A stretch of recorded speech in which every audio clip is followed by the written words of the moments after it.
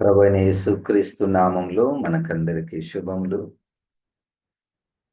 దేవుడు మనల్ని ప్రేమించి నూతన దినాన్ని ఉచితంగా అనుగ్రహించాడు. దేవునికి వందనాలు. ఇప్పటి వరకు బ్రతికించాడు.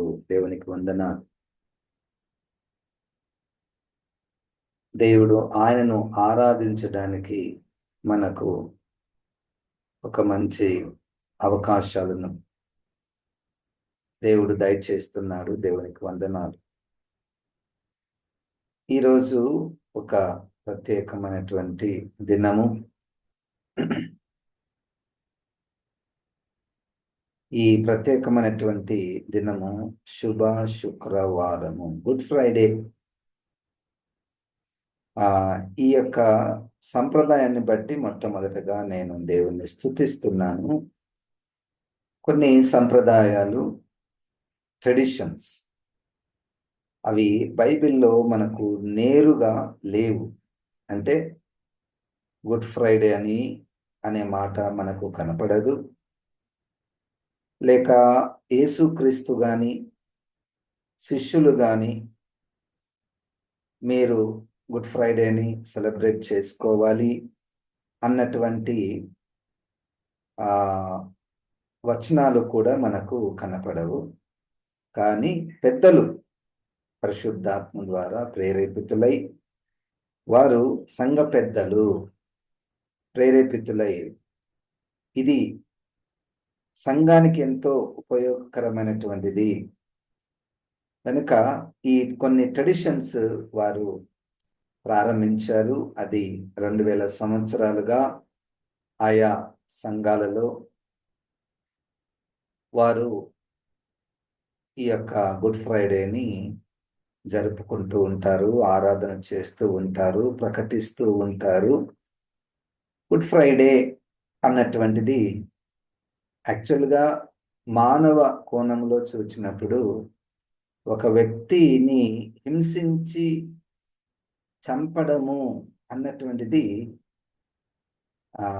అది గుడ్ కాదది. మానవ కోణంలో ఆలోచించినప్పుడు ఇట్స్ సంథింగ్ బ్యాడ్. అది ఒక ఏడ్చే దినము, బాధపడే దినము. కానీ దీనికి మంచి రోజు, మంచి శుభ శుక్రవారము అన్నటువంటి పేరు పెట్టిన దాన్ని బట్టి దేవునికి వందనాలు. ఎందుకంటే ఇది దేవుని కోణములో చూచినప్పుడు ప్రపంచమంతటికి కూడా ఇది ఒక మంచి రోజు. హల్లెలూయా, మంచి రోజు గుడ్ ఫ్రైడే. ఈ ట్రెడిషన్స్ని మనము ట్రెడిషన్స్ కానీ ఫెస్టివల్స్ కానీ వీటి ద్వారా ఒక అమూల్యమైనటువంటి విషయాలను బాగా మనము గుర్తు చేసుకోవడానికి, వాటిని ధ్యానం చేయడానికి, తిరిగి మన యొక్క విశ్వాస ప్రయాణాన్ని కొనసాగించడానికి ఇవి ఎంతగానో ఉపయోగపడతాయి. మనము యేసుక్రీస్తు మొదటి రాకడ జన్మదినాన్ని జరుపుకుంటాము.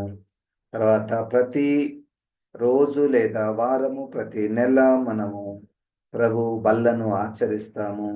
అట్లా రకరకాలైనటువంటి క్రైస్తవ లోకంలో సంప్రదాయాలు ఉంటున్నాయి. అవి మంచివి. వాటి ద్వారా విశ్వాసులు ఉత్తేజపబడతారు, ఉజ్జీవింపబడతారు.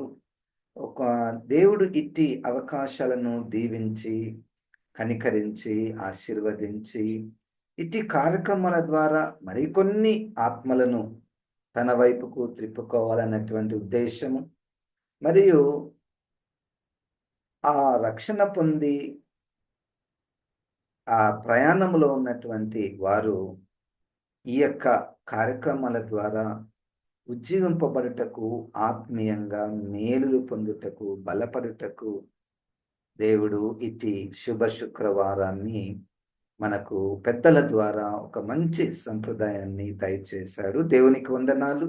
ఇంకా మంచిది ఏంటంటే, ఒకప్పుడు కొంతకాలము ఒకరోజు వారు ప్రభు యొక్క శిలువ మరణాన్ని జ్ఞాపకం చేసుకునేటటువంటి వారు దానితో ఒక రోజుతో ప్రారంభమై, తర్వాత ఒక వారంలోకి వచ్చి, తర్వాత కొంతమంది 40 రోజులు ప్రభు శిలువ మార్గాలను, శిలువ శ్రమలను ధ్యానం చేయుట. హల్లెలూయా!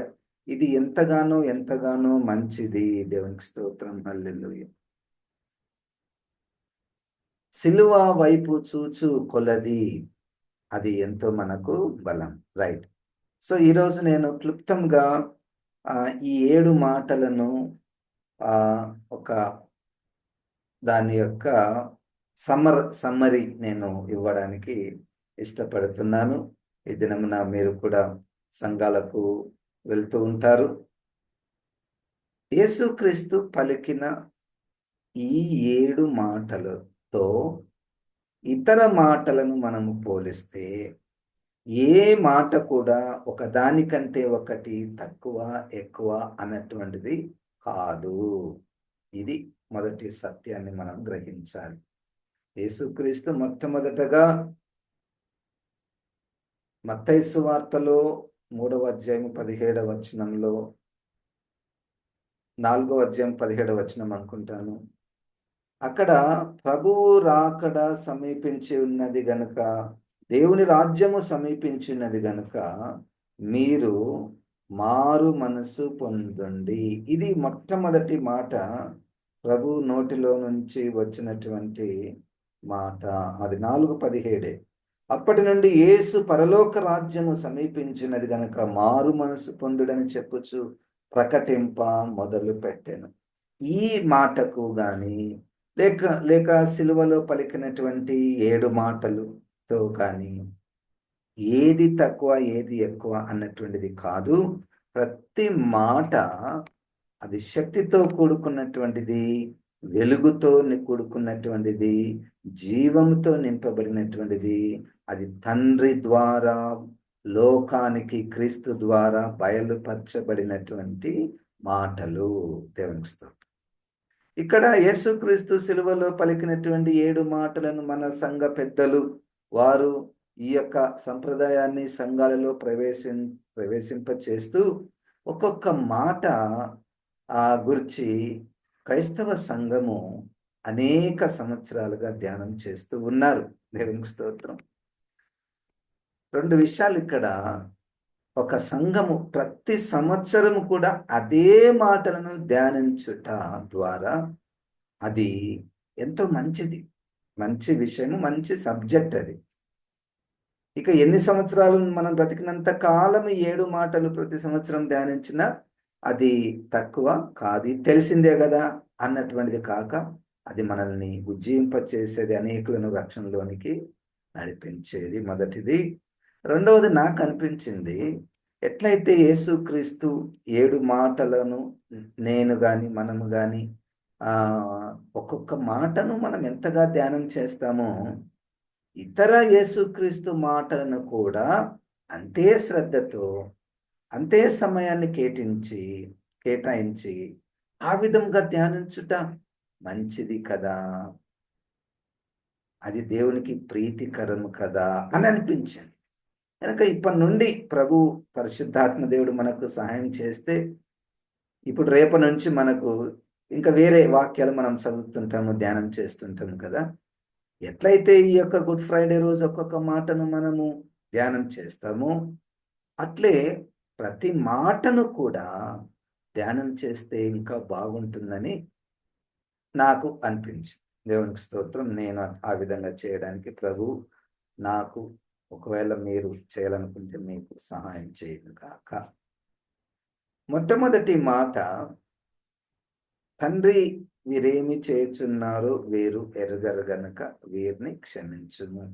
నేనేమి రెఫరెన్సెస్ను చూపించడం లేదు, లేక ఈ యొక్క ఆర్డర్ కూడా నేను మిస్ కావచ్చు. కానీ ఆ మాటలలో ఉన్నటువంటి భావము, క్లుప్తమైనటువంటి భావము పరిశుద్ధాత్మ ద్వారా మనం విందాము. ఆ గుడ్ ఫ్రైడే రోజు 2000 సంవత్సరాల క్రితము జరిగిన ఆ సంఘటనలో మనము అక్కడికి వెళ్ళి అక్కడ ఉంటే ఈ మాటలన్నీ నేను ఎట్లా రిసీవ్ చేసుకోవాలి, ఎట్లా నేను తీసుకోవాలి నా వ్యక్తిగతంగా. ఒకవైపు యేసుక్రీస్తు ఎట్లా సిలువ వేయబడ్డాడు, ఎట్లా కొట్టబడ్డాడు, ఎట్లా ఈడ్చబడ్డాడు, ఎట్లా మేకులు కొట్టారు, ఏం మాటలు మాట్లాడారు, ఎవరు ఏ విధంగా ప్రతిస్పందించారు, ఇవన్నీ సమాచారము తెలుసుకొని అట్లా వదిలిపెట్టకుండా ఆ సంఘటనలో, ఆ బోధలలో, ఆ ఆ సీన్‌లో నేను కూడా ఉన్నాను. అది పాయింట్. ఈరోజు అందరం కూడా నాకేంటి? నేనేంటి? ఈ గుడ్ ఫ్రైడే రోజు how should I respond to this good Friday? Right. తండ్రి వీరేమి చేయుచున్నారో వీరెరుగరు గనుక వీరిని క్షమించుము.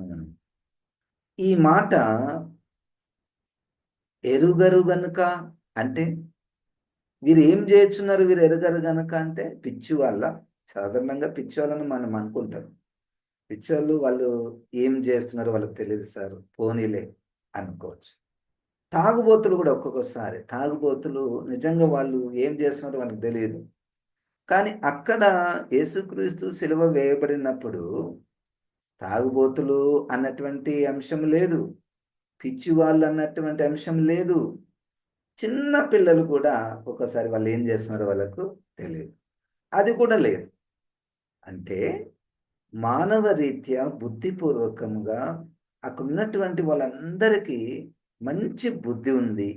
ఇంకా ఒక మాట చెప్పాలంటే యూదా మత పెద్దలు, జ్ఞానులు, బోధకులు, పరిసయ్యులు, ధర్మశాస్త్రంలో ప్రవీణులు, ఇంత తెలిసినటువంటి వారు దేవుడు మాకు తెలుసు, దేవుడు మమ్మల్ని దీవించాడు, మేము నీతిమంతులము, మేము సున్నతి పొందినటువంటి వారము, అన్నీ తెలిసినటువంటి వారిని చూసి ప్రభువు వీరేం చేస్తున్నారో వీరికే తెలియదు.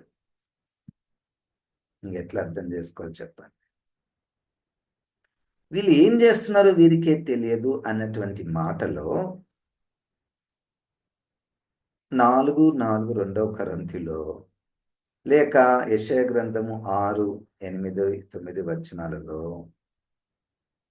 ఈ యుగ సంబంధమైన దేవత యేసుక్రీస్తు సువార్త ప్రకాశము వారి మీద ప్రకాశింపకుండునట్లు వారి కన్నులకు అంటే మనోనేత్రములకు గ్రుడ్డితనము కలుగా చేశాను. ఇది వారి సంగతి. ఒకప్పుడు నా సంగతి కూడా అదే. నాకు బుద్ధి లేదా? మంచి తెలివి. ఒక్కొక్క చిన్నప్పుడు వీనికి బాగా తెలివుంది అంటారు. నన్ను చూసి వీనికి బాగా తెలివుంది అనేవారు. కానీ నేనేం చేస్తున్నానో నాకు తెలియదు అన్నటువంటి విషయము దేవునికి తెలుసు. ప్రభువా వీరిని క్షమించను. ఇక్కడ యేసుక్రీస్తుని కొట్టినందుకు సిలువ వేసినందుకు కాదు యేసుక్రీస్తు ఆ మాటలు చెప్పేది. ఫ్రమ్ ద బిగినింగ్ సువార్తను వినకుండా చెవులు మూయబడ్డాయి, కళ్ళు మూయబడ్డాయి. వీరిని క్షమించు ప్రభువా అని తండ్రిని వేడుకున్నాడు, ఇప్పుడు కూడా వేడుకుంటున్నాడు. హల్లెలూయా. ప్రధాన యాజకుడై తండ్రి వీరేం చేస్తున్నారు, వీరు ఎరుగరు కనుక వీరిని క్షమించు. కొడుకు ప్రార్థన చేస్తే తండ్రి వినడండి? ఖచ్చితంగా వింటాడు. నేనేం అడిగినా నా తండ్రి నాకు దయచేస్తాడు. అయితే ఇక్కడ మానవ మనస్సాక్షి, మనస్సు ఆ స్వాతంత్రం ఉంది. ఇదేదో రోబోటిక్‌గా మన పాపాలన్నీ క్షమించడము, కుమారుడు తండ్రిని అడిగితే క్షమించబడతాయి. కాదు. మన రెస్పాన్స్ పరిశుద్ధాత్మ దేవుడు ప్రిక్ చేస్తాడు. వచ్చుతాడు, నువ్వేం చేస్తున్నావు? ఎబ్రీ 6లో క్రైస్తవుల గురించే మాట్లాడుతూ, అయ్యా నువ్వు బాప్తిజం తీసుకున్నావు, రక్షణ పొందినావు, ఆత్మకార్యాలు చూసినావు, అన్నీ చేసి మళ్ళా వెనక్కిపోతే నువ్వు ఇంకను ఆయనను సిలువ వేయుచున్నావు. తండ్రి వీరేం చేయుచున్నారు, వీరు ఎరుగరు గనక వీరిని క్షమించుము అన్న దాంట్లో యేసుక్రీస్తు యొక్క బోధలలో ఉన్నటువంటి విశిష్టత, ఆయన యొక్క నేచర్, స్వభావము ఇదే నేచరు అక్కడక్కడ మనము ఈ ఈ ఈ మధ్య కాలంలో తన భర్తను చంపినటువంటి వ్యక్తిని క్షమిస్తుంది ఆమె తల్లి. దేవుని స్తోత్రం.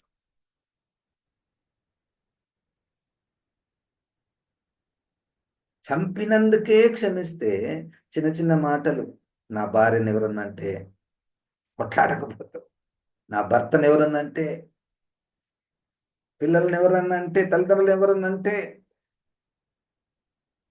తండ్రి వీరేం చేస్తున్నారు, వీరెరగరు గనక వీరిని క్షమించు అన్న ఆత్మ మనలోనికి వస్తే బాగుంటుంది. పరిశుద్ధాత్మ దేవుడు సహాయం చేస్తాడు. రెండవ మాట, నేడు నీవు నాతో కూడా పరదైసులో ఉందువు. ఏంటి ఎంత విచిత్రము! ఒకవైపు ఈ మనిషే చనిపోతున్నాడు, యేసుక్రీస్తే చనిపోతున్నాడు. ఇంకొక వ్యక్తితో, అయ్యా యేసుక్రీస్తుకు తెలుసు తను ఎక్కడికి వెళ్తున్నాడు, తనకు తెలుసు ఇంకొకరిని కూడా ఒక గొప్ప అవకాశం. హల్లెలూయా! క్షణాలలో గొప్ప అవకాశం. నేడు నీవు నాతో కూడా పరదైసులో ఉందువు. అక్కడ పాపపు పశ్చాత్తాపము, ఒప్పుకోలు జరిగినటువంటి, ఇది నేరుగా మనకు ఒక సువార్త. Would you like to go into heaven? Would you like to live forever with the Lord? Then యేసుక్రీస్తుకే సాధ్యము. 14:6, నేనే మార్గాన్ని. నేను చెప్తేనే వస్తారు ఎవరైనా, నేను అక్కడ రికమెండ్ చేయాలి తండ్రి దగ్గర. ప్రభా ఇదిగో వీళ్ళందరినీ నేనే సంపాదించాను, కష్టపడి నా రక్తం ఇచ్చి వీరిని సంపాదించాను. ఆయన లేకుండా పరలోకం పోవడము అసాధ్యం. కనుక నేడు నీవు నాతో కూడా పరదైసులో ఉండు అన్న మాట నాకు యేసుక్రీస్తు చెప్తాడా? ఎప్పుడైనా ఒక రోజు నువ్వేం భయపడకు, నువ్వు చనిపోయిన తర్వాత నా దగ్గరికి వస్తావు.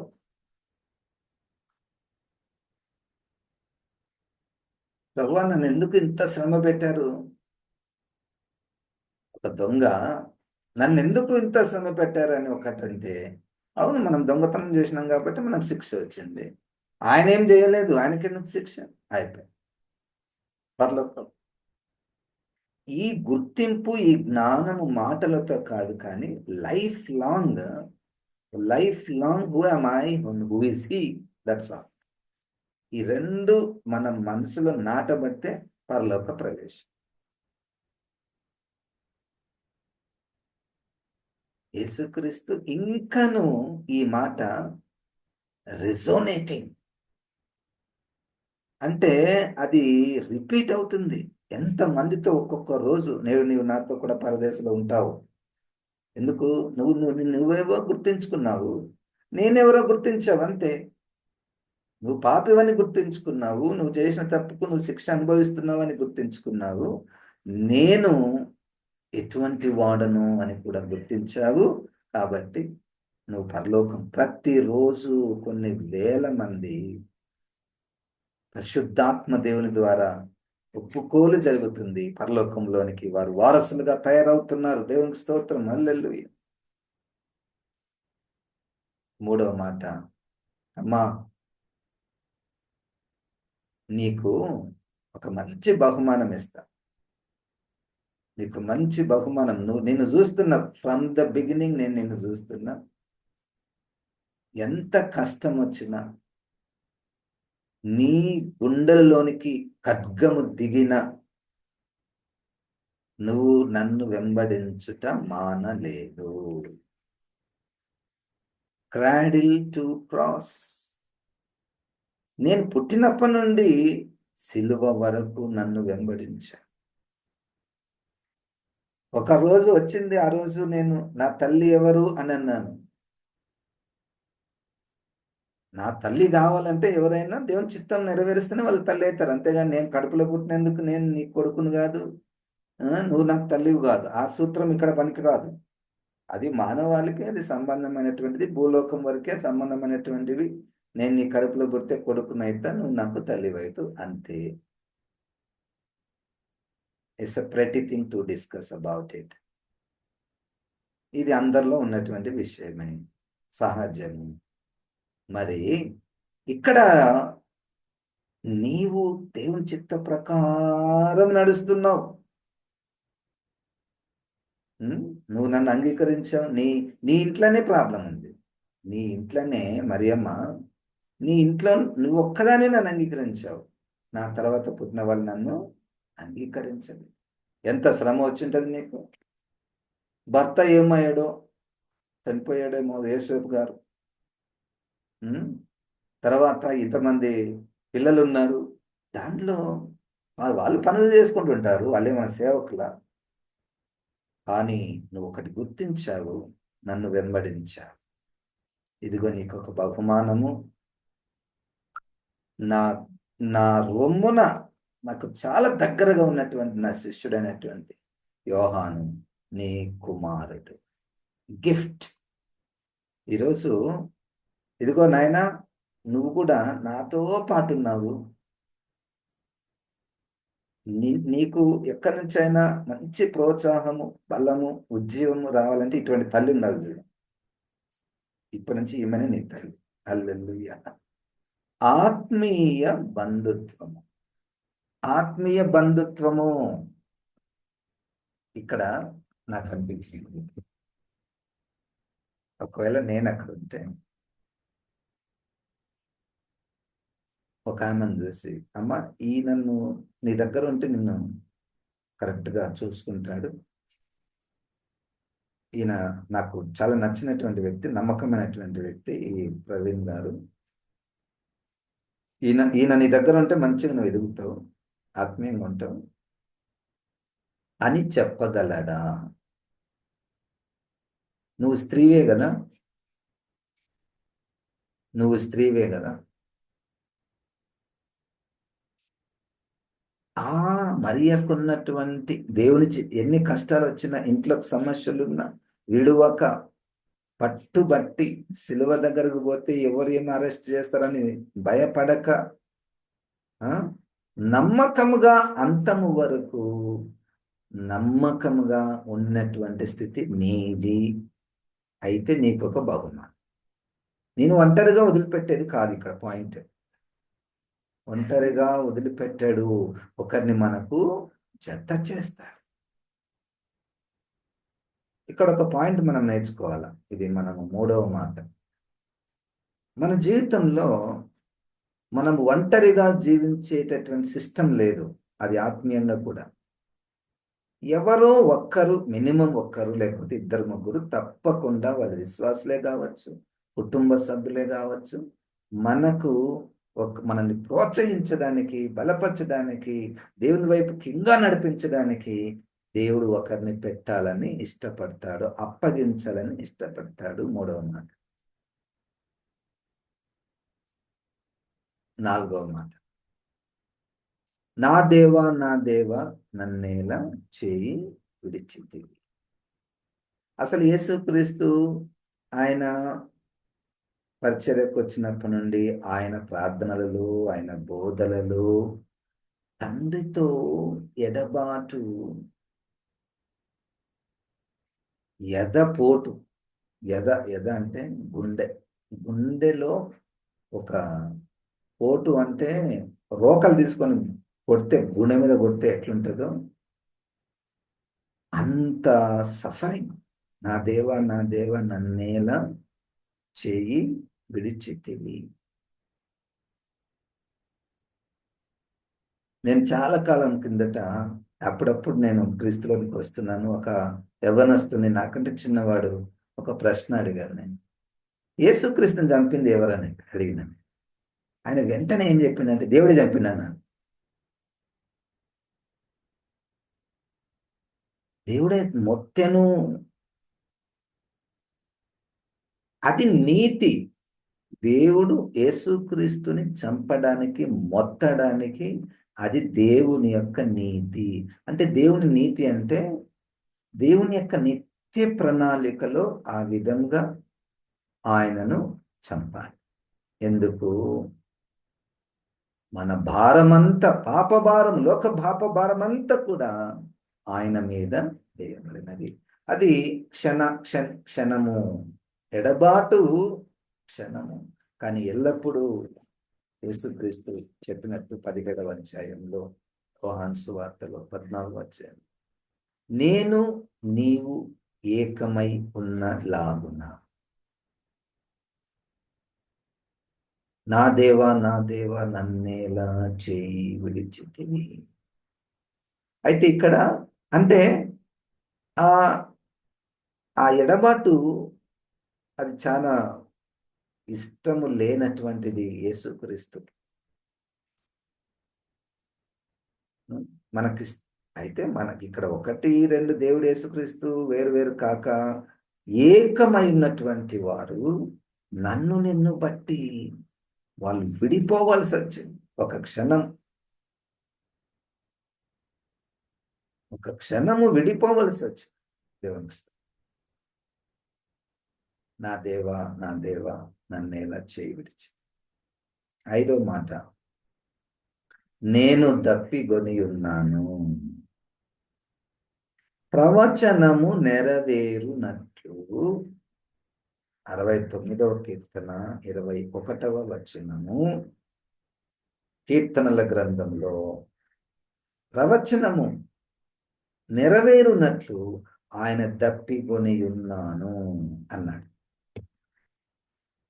చూడండి, ఈ శరీర రీతిగా ఇప్పటికే వారం రోజుల నుంచి అటు ఇటు బేతనీ యెరూషలేము నడవడము, తిరగడము, తరువాత 6 మారులు ప్రధాన యాజకుని ఎదుట, పిలాతు ఎదుట, హేరోదు రాజు ఎదుట అక్కడ నిలబడము, ముద్దాయిగా నిలబడము, వాళ్ళు కొట్టడము, ఈరోజు ఉదయము గెత్సెమనే తోటలో ఉదయం అంటే 2 గంటలకు, పొద్దున 2 గంటలకు అరెస్ట్ అయ్యి ఇంకా అప్పటి నుంచి తిప్పుతున్నారు. ఒకటే రోజు తీర్పులు, 6 తీర్పులు ఒకటే రోజే. 6 సార్లు ఒక మనిషిని 6 ప్రాంతాలకు తిప్పి లేనిపోని మాటలు చెప్పి, అబద్ధ సాక్ష్యాలు చెప్పి 9 గంటలకు ఆయన శిలువ మీదకి, దాదాపుగా 3 గంటల వరకు శిలువ మీద ఉన్నాడు. శరీర రీతిగా దప్పిక. నాకు తెలిసి ఈ దప్పిక అన్నటువంటిది శరీర రీతిగా కంటే ఉపమాన రీతిగా యేసుక్రీస్తు ఒక సందర్భంలో నాకు కూడా దప్పిక ఉందన్నాడు. నాకు దప్పిక ఉంది, మీరు నాకు దాహం తీర్చాడు అన్నాడు. కాబట్టి మీరు ఇదిగో పరలోక రాజ్యాన్ని స్వతంత్రించుకోనండి.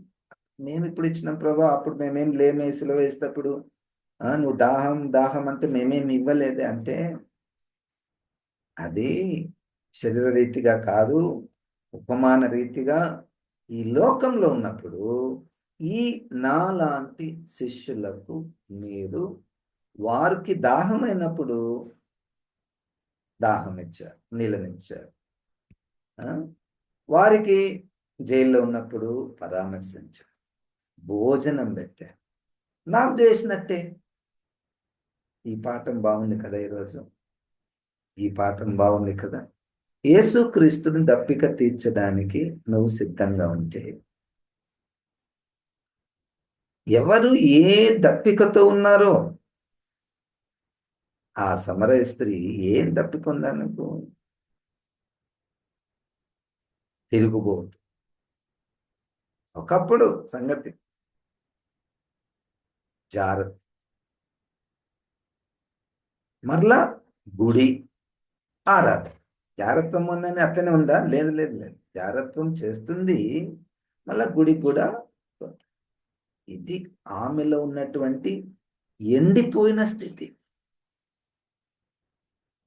ఈ ఎండిపోయిన స్థితిని ఎవరు చూడగలుగుతారు? యేసయ్య చూడగలుగుతారు. యేసయ్యనే చూడగలుగుతారు. ఇప్పుడు మనం ఎవరినైనా ఇద్దరిని పెళ్లి చేసుకున్న స్త్రీని చూస్తే నీకు ఎట్లా అనిపడుతుంది? పనికిమాలినది, పాపి, వ్యభిచారి, లేదా నిజంగానే వ్యభిచారం చేస్తున్నాను వాళ్ళు మనకు ఎట్లా కనపడతారు? చిచ్చి చిచ్చి చిచ్చి ఏం బతుకునేది అట్లా అనిపడుతుందా? యేసుక్రీస్తుని కలిగినటువంటి మనకు అయిపోయినటువంటి స్థితి ఉండే, ఎంత దాహంతో ఉంది, ఇట్లనే ఉంటే ఈమె చచ్చిపోతుంది. కనుక ఏదైనా చేద్దాం, ఏదైనా చేద్దాం ఆ వ్యభిచారి కొరకు, అయితే ఆ దొంగ కొరకు ప్రార్థనతో ప్రారంభిద్దాము. మనకు వీలైతే మనం కలిసినప్పుడు సువార్తన చెప్దాము. అయితే దేవుడు ఎవరినైనా పంపిస్తాడు, మనం అక్కడికి పోలేము. నేను బైబిల్ కాలేజీలో ఉన్నప్పుడు అడుగుతుంటారు కదా, మీరు మరి కాలేజ్ తర్వాత ఎక్కడికి పోతారు, ఏమేమి పరిచయం చేస్తారు? ఒక వ్యక్తి అన్నాడు, నేను ముంబై రెడ్ లైట్ ఏరియాలో పరిచయం చేయడానికి దేవుడు నన్ను పిలుస్తున్నాడు అన్నాడు. హల్లెలూయా.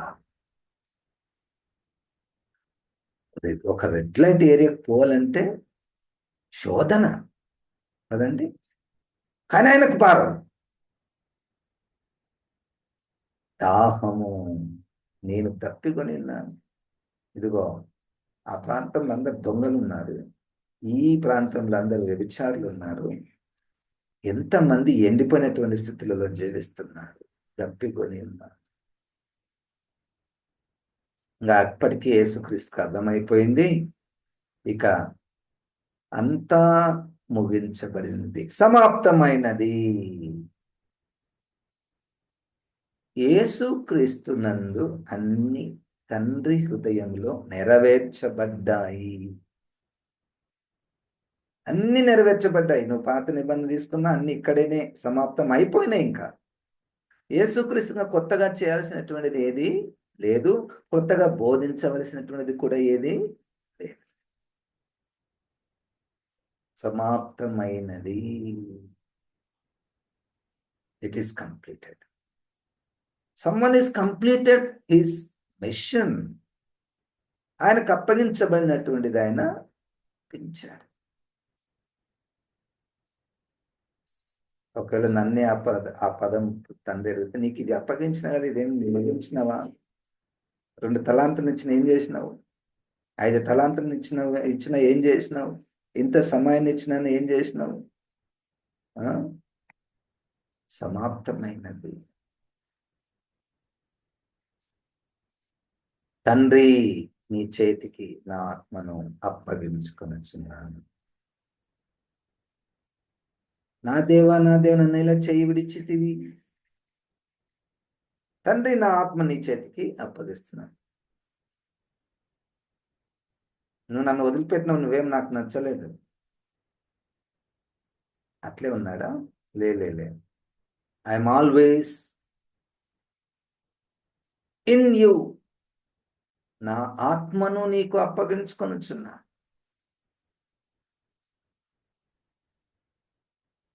అంటే తండ్రి కుమారుడు ఆత్మలో ఏకమైనటువంటి వారు. Divinity of Jesus Christ. తండ్రి యేసుక్రీస్తు తన ఆత్మను అప్పగించుకున్నాడు, తండ్రికి అప్పగించుకున్నాడు. చూడండి, మన వ్యక్తిగత జీవితంలో శరీరము, ప్రాణము, ఆత్మ, ఈ రెండింటిని నడిపించేది ఆత్మ. ఇది రక్షణ పొందక మునుపు కూడా దీనికి కూడా ఒకటి మానవాత్మ ఉన్నది, దానికి దురాత్మ రెడీగా ఉంటుంది. ఈ రెండింటిని జడగొడుతుంది, శరీరాన్ని, ప్రాణాన్ని. కానీ ఇక్కడ మనం రక్షణ పొందిన తర్వాత ఆత్మ ముద్ర వేయబడ్డాము. Now we are led by the spirit of God. Hallelujah.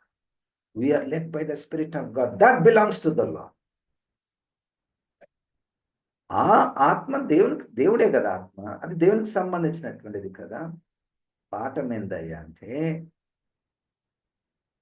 that which leads me, my body, and my soul is the spirit.